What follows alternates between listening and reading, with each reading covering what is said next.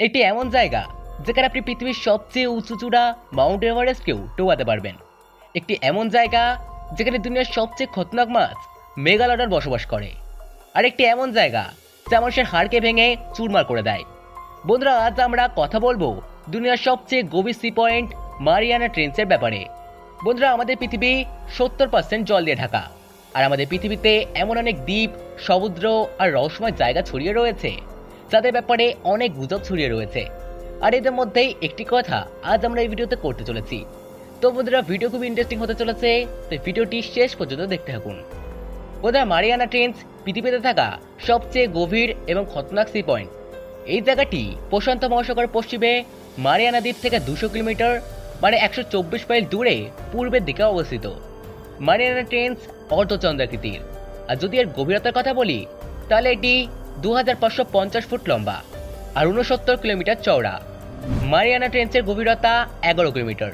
এটা এতটাই বেশি গভীর যে দুনিয়ার সবচেয়ে উঁচু চূড়া মাউন্ট এভারেস্টকে যদি ট্রেঞ্চের সবচেয়ে গভীর পয়েন্টে রেখে দেওয়া হয় তাহলেও তার চূড়া সমুদ্রপৃষ্ঠ থেকে 1.8 কিলোমিটার নিচেই হবে। মারিয়ানা ট্রেঞ্চের গভীরতাই তাকে এই দুনিয়ার সবচেয়ে খতরনাক জায়গাগুলোর মধ্যে একটা বানায়। এখানে প্রতিটা স্কোয়ার ইঞ্চিতেই 8 টনের প্রেসার থাকে, যা কি গভীরতার সাথে সাথে আরও বেশি বাড়তে থাকে। আপনাকে জানিয়ে রাখি যে জলের এতটা প্রেসারে মানুষের দেহে এমন প্রভাব ঘটে যে তার এক বা দুটি হাড় তো ভেঙে যেতে পারে। বিখ্যাত ডাক্তার রামকানন জানান যে মারিয়ানা খাত দুটি টেকটনিক প্লেটস মানে প্রশান্ত মহাসাগরীয় ও মারিয়ানার টক্করে তৈরি। এতে একটি প্লেট অন্যটি নিচে চলে আসে, যার কারণে পুরানো ও ঘন ক্রাস্ট নিচের দিকে মেন্টেনে ধসে যায়। এটা দুনিয়ার সবচেয়ে গভীর সি পয়েন্ট হয়ে যায়। বন্ধুরা, এই কথাটা সাল 1875-এর, যখন ব্রিটিশ জাহাজ HMS চ্যালেঞ্জার সমুদ্রে সফরে ছিল। এই জাহাজ নিজের রাস্তায় চলছিলই কি হঠাৎ তারা সমুদ্রে একটি বড় গর্ত খুঁজে পায়। যদিও সেই সময় টেকনোলজি এতটা উন্নত ছিল না যে তারা সেখানকার গভীরতা মাপতে পারে। তখন তারা গভীরতা মাপার জন্য একটি দড়ির সাহায্য নেয়। আর যখন তারা এরকমটা করে তখন তারা এখানকার গভীরতা জেনে চমকে যায়, যা কি 7 কিলোমিটারেরও বেশি ছিল। আর এভাবে এর নাম চ্যালেঞ্জার ডিপ রাখা হয়। কিন্তু তারপর কিছু বছর পর ব্রিটিশ সরকার নিজের আরেকটি জাহাজ HMS চ্যালেঞ্জার 2কে আবারও এই জায়গার উপর খোঁজাখুঁজি করার জন্য পাঠায়। আর এইবার এখানকার গভীরতা আরও বেশি বেরোয়। বন্ধুরা, এমনিতে তো মাউন্ট এভারেস্ট, যেটা কিনা দুনিয়ার সবচেয়ে বড় শৃঙ্গ, সেখানে আজ পর্যন্ত অনেকেই পৌঁছেছে। কিন্তু দুনিয়ার সবচেয়ে গভীর অংশ চ্যালেঞ্জার দ্বীপে আজ পর্যন্ত কেবল 3 জন লোকই পৌঁছাতে পেরেছে। সর্বপ্রথম তো 1960-এ জ্যাক স্পিকার আর ডন ওয়াশ নামের 2 জন মানুষ এই খতরনাক গর্তে গেছে। 5 ঘন্টা সফরের পর শেষ পর্যন্ত তারা এর শেষ পর্যন্ত পৌঁছে গিয়েছিলেন। তবে সেখানে অন্ধকার আর ধুলো থাকার কারণে তারা কিছু রেকর্ড করতে পারেনি। লোকেরা তাদের কাছ থেকে এই সফরের ব্যাপারে অনেক কিছু জানার চেষ্টা করে, যেমন সেখানে জীবন সম্ভব কিনা। তো এর ওপর পিকার্ড বলেন যে তারা সেখানে একটি মাছের মতো ছোট দ্বীপকে দেখেছিল। আর পাশাপাশি তারা এটাও জানায় যে সেখানে জীবন সম্ভব।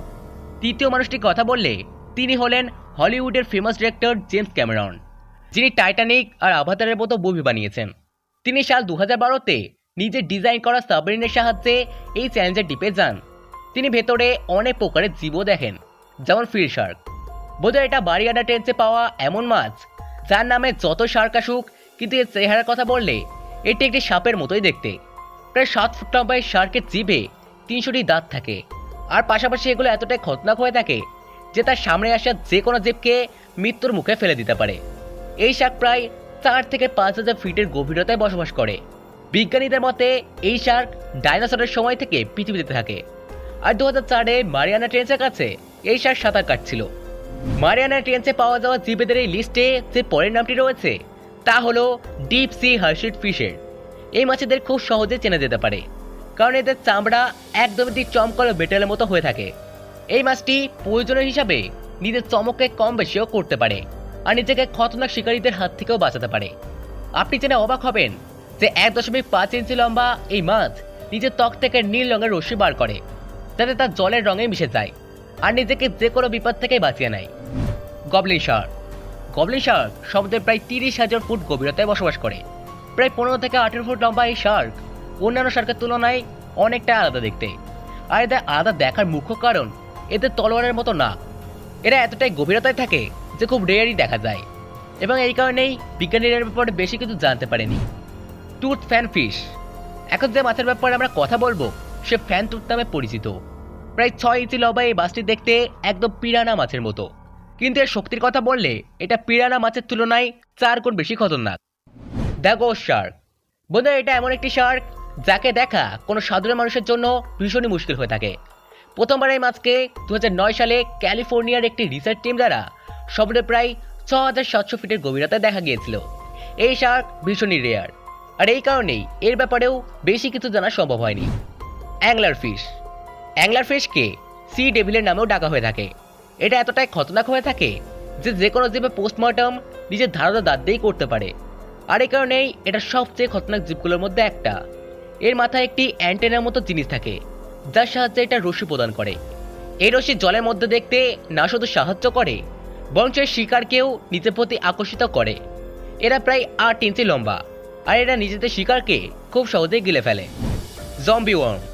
এখন আমরা যে ওয়ার্মের ব্যাপারে কথা বলবো তা কোনো জম্বি না, বরং এটা মরে যাওয়া জীবেদের হাড়ে থাকা এক ধরনের জীব, আর এই কারণে এদের জম্বি ওমের নামে ডাকা হয়ে থাকে।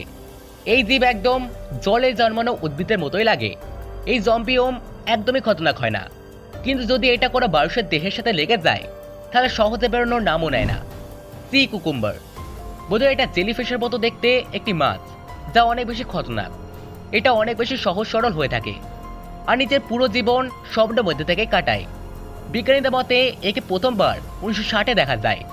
বিজ্ঞানীরা যখন এই মাছের ব্যাপারে রিসার্চ করে তখন জানা যায় যে যদি কোনো জীব এদেরকে বিরক্ত করে তাহলে এরা নিজেদের আশেপাশের এলাকায় বিষ, যেটা তাদের দেহ থেকে বেরোয়, তা ছেড়ে দেয় যাতে এদের আশেপাশের সমস্ত জীব মারা যায়। তো বন্ধুরা, আশা করি আপনার ভিডিওটি ভালো লেগেছে। ভিডিও ভালো লেগে থাকলে ভিডিওকে লাইক করে আমাদের চ্যানেলটিকে অবশ্যই সাবস্ক্রাইব করে নেবেন। তো দেখা হবে আবার নেক্সট ভিডিওতে। তখন ভালো থাকবেন। ধন্যবাদ।